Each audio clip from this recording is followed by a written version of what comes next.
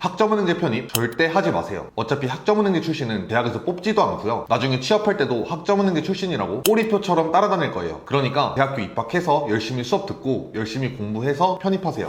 안녕하세요. 인생 편입 김지현 멘토입니다. 편중생 최대 고민이죠. 학교와 병행해서 하느냐, 자퇴나 휴학하고 학점은행제로 준비하느냐. 웬만하면 학교를 다니면서 준비하고 싶은데 공부 시간이 부족할 것 같기도 하고, 그렇다고 학점은행제를 하자니 이게 정말 가능한 건지 의문이 들기도 하고, 여기서 대부분의 학생들은 이렇게 생각해요. 학교를 쉬면서까지 공부하는데 떨어지면 어떡하지? 자퇴하면 돌아갈 곳이 없는데 너무 위험한 것 같아. 자, 여러분 팩트만 말씀드릴게요. 학교 병행하는 친구들 중에 아무리 적게 잡아도 절반 이상이 1학기 채 마치기도 전에 포기해요. 왜 그럴까요? 학교 다니면서 평일 저녁과 공강, 주말을 모두 반납하고 편입 공부에 올인해도 될까 말까인데 이걸 감당할 수 있는 학생들이 그렇게 많지 않거든요. 게다가 2학년 수료 자격을 만들려면 수업을 조금만 듣는 것도 불가하죠. 보통 학기당 18학점 정도를 들으면서 편입 공부도 같이 해야 하는데 이게 여간 쉬운 일이 아니에요. 그리고 2학년 때는 전공 수업만 듣게 돼서 과제나 팀플, 중간 기말고사까지 정말 해야 할 게 한두 가지가 아니죠. 또한 학교를 다니면 자연스레 유혹도 늘어나기 마련이에요. 동기들, 친구들 다 있는데 나 편입 공부하러 가야 돼서 못 놀아 라고 말을 꺼내는 것 자체가 부담으로 다가올 수도 있고요. 반면에 자퇴나 휴학생들은 주 5일에서 6일 공부하면서 하루는 쉬고 이런 식으로 여유있는 수험생활이 가능해져요. 다만 자퇴나 휴학까지 했는데 공부를 안 한다면 그건 편입할 생각이 없는 거겠죠. 자, 그러면 학점은행제 편입을 고민하는 여러분들이 지금 하고 있는 고민, 근심과 걱정 하나하나 전부 파헤쳐 보겠습니다. 첫째, 전적대 좋은 사람들만 붙는다? 학점은행제 출신은 합격이 어렵다?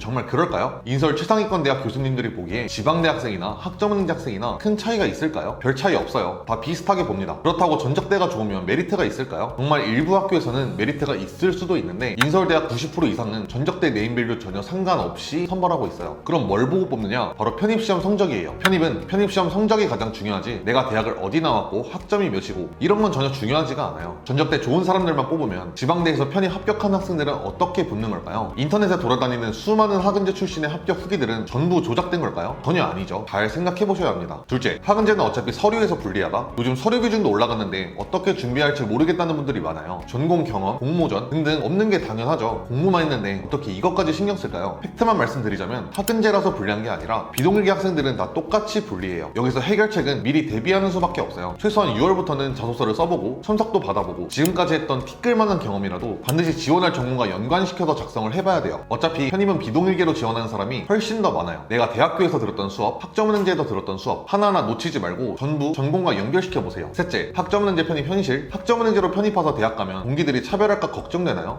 실제로 그런 게 있을까요? 대학교 다녀보신 분들은 아시죠? 정시로 왔냐, 수시로 왔냐, 친구들끼리 그런 걸로 차별하고 이건 진짜 말도 안 되는 얘기예요. 합격하고 대학교 가는 순간부터 전부 같은 동기들이에요. 어떻게 왔냐는 중요하지 않아요. 그때부터는 학점을 얼마나 잘 받는지, 취준은 어떻게 해야 하는지가 주요 관심사로 바뀌게 돼요. 학교 공부도 바빠 죽겠는데 너 학은제 출신이야? 대학교 쉽게 왔네? 이건 진짜 상상 속의 이야기예요. 편입하는 순간부터는 그 학교 학생이 되는 거지 전적대에 관심 갖는 경우는 거의 없어요. 이건 취업할 때도 똑같습니다. 넷째, 실제 합격 사례. 실제 학점은행제 편입으로 서강대, 성균관대, 한양대 매년 수많은 학생들이 들어가고 있어요. 작년에 지방대 자퇴하고 학점은행제로 준비해서 1년 만에 한양대학교 합격한 사례, 충남대 휴학하고 학점은행제로 성균관대 합격한 사례 등등 수도 없이 많아요. 그리고 올해도 많은 학생들이 학점은행제로 준비해서 지금 시험을 보고 있는데요. 학점은행제 준비생들은 학교 병행러들보다 훨씬 더 많은 시간을 투자했기에 모의고사나 실제 시험 점수가 높을 수밖에 없어요. 참고로 시험 과목이 영어 또는 수학이잖아요. 인서울 하위권, 즉 국승세단 다니면서 학교 병행하는 애들, 여러분들이 공부량으로도 충분히 잡을 수 있어요. 편입 영어 수학은 공부한 만큼 성적이 나오는, 즉 공부한 게 누적되는 과목이지 머리 좋다고 잘 보고 이런 시험이 아니에요. 수학은 엄청난 범위의 공식 암기, 영어 또한 엄청난 양의 단어 암기가 가장 중요해요. 즉 시간 투자한 만큼 결과가 나오는 정직한 시험이에요. 그러니까 어떻게 해서든지 공부할 시간을 확보하는 게 최우선순위가 되어야 합니다.